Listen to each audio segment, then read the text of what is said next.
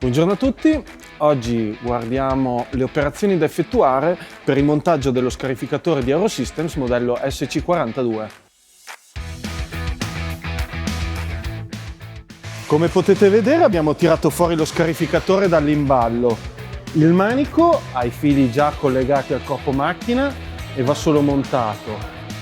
Abbiamo la busta con le istruzioni che vanno sempre lette prima dell'utilizzo della macchina.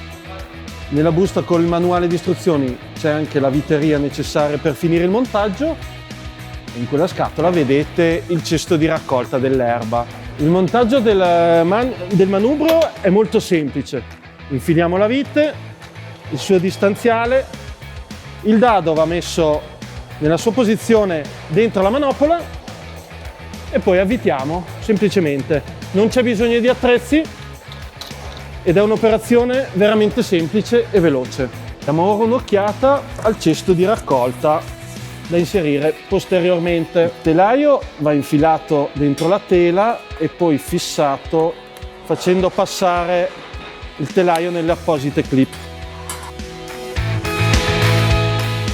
Montato il cesto possiamo agganciarlo allo scarificatore. Come avete visto abbiamo fatto semplici operazioni senza attrezzo e velocissime. Una volta che apriamo l'imballo dobbiamo solo montare il manubrio e mettere la tela sul cesto. Una volta rifornito il motore siamo pronti per lavorare. Eurosystems da oltre 50 anni si occupa di tutti i processi produttivi delle macchine che costruisce.